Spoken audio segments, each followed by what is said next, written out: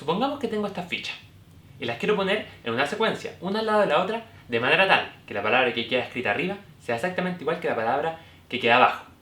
Resulta que este problema no lo puede resolver ningún computador. Los computadores fueron construidos para realizar tareas que nosotros no quisiéramos hacer o porque eran muy largas. Bueno, de hecho, la construcción del primer computador se la debemos a la flojera de un alemán llamado Konrad Zuse. Este tipo era medio pintor, pero estudió ingeniería. La cosa es que durante su vida tuvo que hacer muchos cálculos muy repetitivos. Entonces pensó que ese trabajo lo podía hacer perfectamente una máquina. Fue así que construyó la Z1, pero le salió más o menos nomás. Entonces decidió construir la Z2, que era un poco mejor, pero aún así no era tan buena. Bueno, la tercera la vencía y, con un poco de ayuda de los nazis, construyó la Z3, que es considerada actualmente como el primer computador programable. Este computador tenía un procesador de 5 Hz, lo cual le permitía hacer una suma en 0.8 segundos y una multiplicación en tan solo 3. Suena un poco lento, pero 16 por 8 es más rápido que ustedes. Pero es verdad, es muy lento para los computadores que nos tienen acostumbrados hoy en día. De hecho, actualmente el computador más rápido es chino y se llama Sunway Taihu Lite. Este computador puede realizar 93.000 billones de cálculos por segundo. Pero una cosa interesante es que cualquier cosa que haga el Sunway Taihu Lite también se puede hacer con el Z3. Es verdad que el Z3 se demoraría años en completar una tarea que el Sunway Taihu Lite haría en menos de un segundo.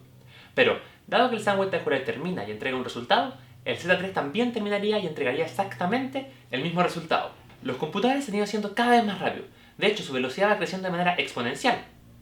Pero cualquier cosa que los computadores hacen hoy en día, lo podían hacer desde que se fueron inventados. Solo que, o bien, no se nos había ocurrido cómo decirles que lo hicieran, o se demoraban demasiado en completar la tarea. De hecho, actualmente todavía hay problemas que para el Sunway Taihu Lite son muy difíciles que requieren miles de horas de computación.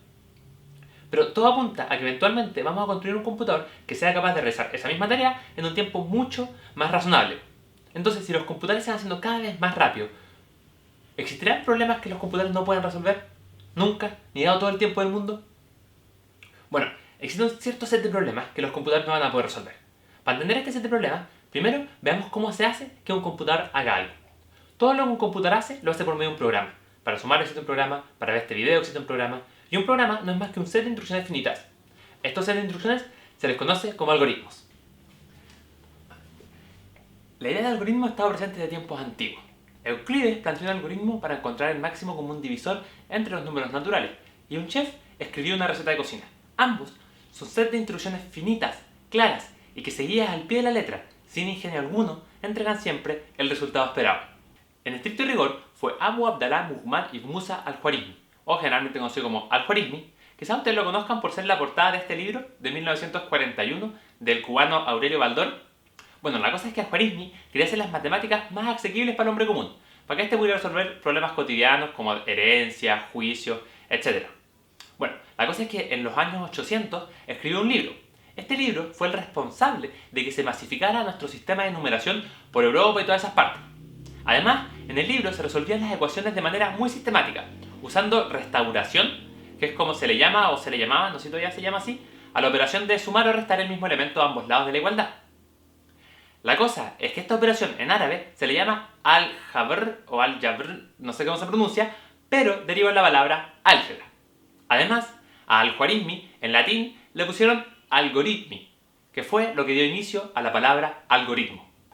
Trabajando bajo esta idea de hacer las matemáticas más sistemáticas, Leibniz, filósofo lógico, matemático, jurista, bibliotecario y político alemán, quien aparte de hacer todas esas cosas que dice Wikipedia que él hizo, en los 1600 construyó una increíble máquina que calculaba.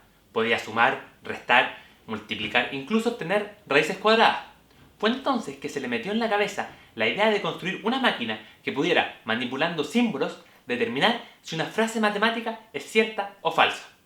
Pero se murió sin nunca completar su máquina. Hilbert trajo este problema de vuelta a la vida, al replantearlo cerca de 300 años después, a principios del siglo XX. Lo que él buscaba era un algoritmo para determinar si una frase lógica es universalmente válida. Lo que Hilbert quería era que algún matemático del mundo llegara con una lista de instrucciones, como recetas para resolver problemas matemáticos, en el cual yo tengo esta frase lógica, sigo estas instrucciones sin pensar y al terminarlas sé si la frase es verdadera o no. O, en su defecto, que llegaran con una demostración formal de que esta lista de instrucciones no puede existir. Pero, ¿cómo vamos a demostrar que una lista de instrucciones no puede existir? Uno de los principales problemas que tiene esto es la poca formalidad en la definición de algoritmo. decir lista de instrucciones no basta. Yo puedo escribir una lista de instrucciones que sea paso 1, resolver el problema. Paso 2, cobrar el premio. Obviamente no es la que Hilbert buscaba. Entonces, ¿cómo definir formalmente algoritmos? De manera tal de dejar afuera todas esas listas estúpidas y encontrar la que Hilbert buscaba. Para definir formalmente algoritmos, aparecieron casi juntas dos definiciones. Por una parte, Church, en 1936, con su calculabilidad efectiva basada en el cálculo lambda. Y por otra parte, el mismo año, Alan Turing planteó la conocida máquina de Turing. Actualmente, se cree que cualquier algoritmo puede ser modelado por una máquina de Turing. Y fue con ambos modelos, con el de Church y con el de Turing, que se demostró de manera formal que es imposible que la lista que Hilbert buscaba pueda existir. Actualmente, la definición que se usa para algoritmo es máquina de Turing que termina de computar. Pero, ¿qué significa esto? Veamos un caso particular de máquinas de Turing. Supongamos que no son más que máquinas a las cuales yo le entrego algo como input y me responden sí o no. Por ejemplo, yo puedo construir una máquina que me responda sí solo si le entrego un número par y me responda que no si le entrego cualquier otra cosa. Esto se puede hacer fácilmente si es que toma el input y lo intenta dividir por 2.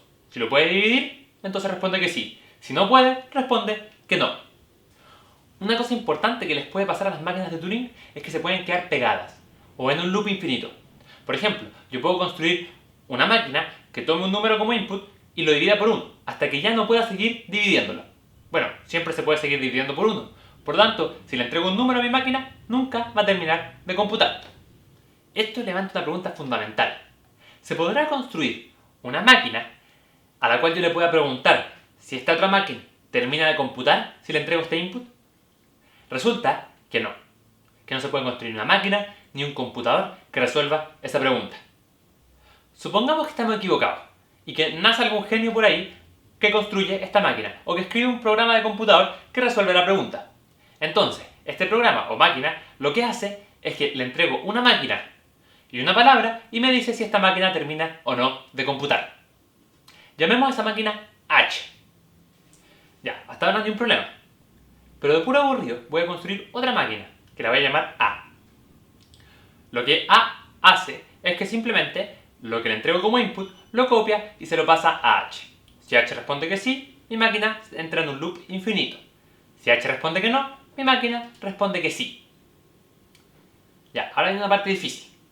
¿Qué pasará si a A le entrego A como input? Esto es como que si un programa de computador en algún momento te pide un input, no sé, te pregunta tu nombre, tú le pones ahí mismo el mismo programa como input. Bueno, vamos paso a paso. Lo primero que hace A es que lo copia y se lo entrega a H. Recuerden que H nos tiene que responder qué pasa si a A le entrego A como input.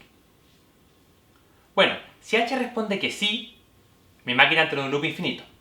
O sea, si H responde que sí termina, mi máquina no termina. Bueno, si H responde que no, eso quiere decir que mi máquina no termina, entonces sí termina. Y eso es una contradicción. Por lo tanto, H no puede existir. El problema de las fichas del que hablamos al principio es esencialmente lo mismo. Si alguien construye una máquina capaz de determinar para cualquier set de fichas si es posible dejar escrito arriba lo mismo que abajo, entonces va a poder crear una máquina que sea capaz de resolver el problema de H. Una cosa importante es que encontramos un problema que los computadores no pueden resolver y nosotros sí. ¡Qué alivio! Pero no estamos siendo coherentes con lo que significa poder. O sea, si yo te paso a ti un problema de ingenio y tú lo resuelves, ¿quiere decir que puedes resolver problemas de ingenio? Sí, o sea, acabas de resolver uno. Pero ¿quiere decir que puedes resolver todos los problemas de ingenio que existen o que existirán? Pero, por otra parte, cuando decimos que el computador sabe sumar, quiere decir que independiente de qué par de números le pasemos, los va a poder sumar. Siempre, sin equivocarse nunca. Y hasta el matemático más grande del mundo se equivoca de vez en cuando en una suma. Entonces, volviendo al principio, de si hay problemas que los computadores no pueden resolver, pero nosotros sí, no se sabe. Quizás los computadores son tan inteligentes como nosotros y en algún momento nos van a poder superar. O quizás nuestra forma de ver las cosas son totalmente distintas y no se puedan comparar. Pero, aparentemente, la respuesta a esta pregunta no está a muchos años de distancia.